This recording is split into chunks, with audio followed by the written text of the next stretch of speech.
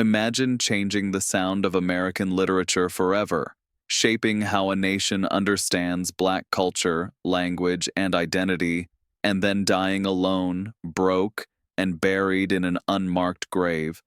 Imagine being celebrated at the height of your brilliance, then forgotten so completely that even your books disappear from shelves. This is not a tragedy from fiction. This is the real story of Zora Neale Hurston, a woman who gave America its voice, then watched the world turn away. On Legends Without Applause, this is exactly the kind of life we need to talk about. Zora Neale Hurston was born in 1891 in Notasulga, Alabama, but the place that truly shaped her was Eatonville, Florida. Eatonville was one of the first all-Black towns in the United States, governed entirely by Black people. For Zora, this mattered deeply. She grew up watching Black men run businesses, Black women lead communities, and Black voices dominate everyday life. She did not grow up seeing herself as less than anyone else. She grew up seeing Black life as full, complex, funny, painful, loud, spiritual, and deeply human. That worldview would become the heartbeat of her work. Zora was not quiet, and she was not obedient in the way society expected girls to be. She was bold, curious, and fiercely independent. She loved stories. She listened to people talk. She memorized rhythms of speech, jokes told on porches, arguments in streets, songs sung in churches.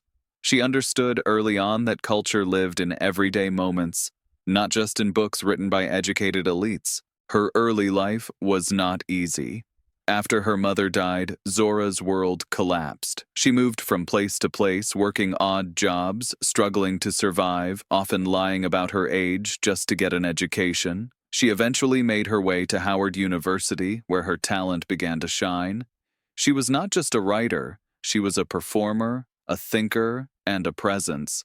People noticed her immediately.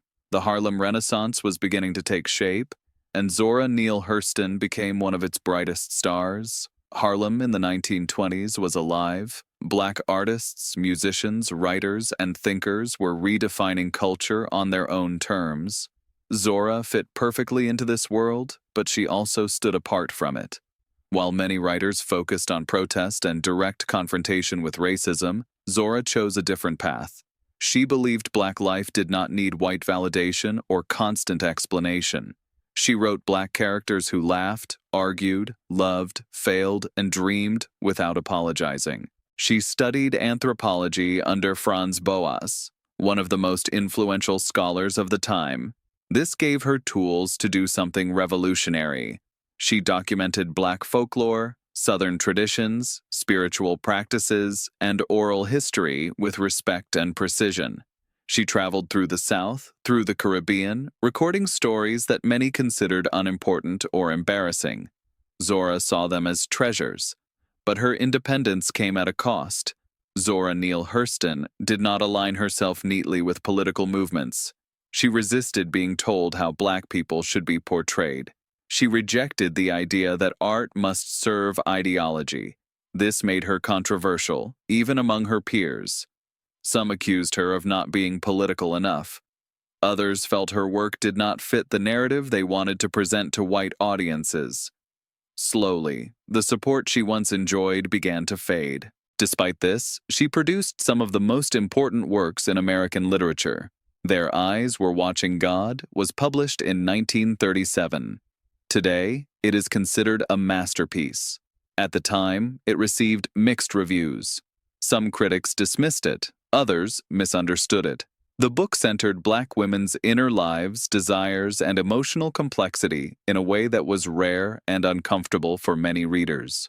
Zora did not write to educate outsiders, she wrote to tell the truth as she saw it. As the Harlem Renaissance faded, so did Zora's financial stability. The literary world moved on. Publishers lost interest. Grants dried up. She struggled to find work. The same woman who had once been invited to elite salons and literary circles now found herself cleaning houses, working as a maid, taking temporary jobs just to survive. This is one of the cruelest parts of her story. Zora Neale Hurston, one of the greatest writers America ever produced, died in poverty in 1960. She was living in a welfare home in Florida. When she passed away, she was buried in an unmarked grave. No monument, no public recognition, no acknowledgement of what she had given to the world. Her books went out of print, her name nearly vanished, and this is where the story should break your heart, because the world did not forget Zora Neale Hurston by accident. It forgot her because she refused to conform, because she was a black woman who spoke her own language, because she did not fit neatly into political or academic boxes, because she lived ahead of her time. Then, years later, something remarkable happened. In the 1970s, writer Alice Walker went searching for Zora. She found her grave. She placed a headstone. She wrote about her. She demanded that the world look again. Slowly, painfully, Zora Neale Hurston was rediscovered. Her books were republished. Their eyes were watching God entered classrooms. Scholars began to understand what had been missed. Readers finally heard the beauty, humor, and depth of her voice. But Zora was gone. She never saw her work celebrated the way it deserved. She never knew she would be considered a literary giant. She never felt the applause that came decades too late. Zora Neale Hurston served her nation in a way few people recognize. She preserved cultural history that would have been lost. She protected stories that did not fit official records. She expanded American literature by insisting that Black voices did not need translation or permission. Her life forces us to ask uncomfortable questions. Who decides which voices matter? Who gets remembered? Who gets erased? Zora did not die because she lacked talent. She died because talent alone is not enough in a world shaped by power, prejudice, and convenience. Her struggle reminds us that brilliance does not guarantee security, and that cultural contributions are often valued only after the contributor is gone. This is why she belongs on Legends Without Applause. She gave everything she had to her work. She documented lives others ignored. She wrote with honesty when silence would have been safer. And when the world moved on, she kept going until there was nothing left. Zora Neale Hurston's legacy is not just literary, it is human. It tells us that being true to yourself can be costly, that originality can isolate you, that history often waits too long to say thank you. Today, her words live on, her characters breathe, her influence is everywhere, but her life remains a warning and a lesson. Celebrate people while they are here. Listen to voices that do not ask for approval. And remember the legends who worked, created, and served without applause.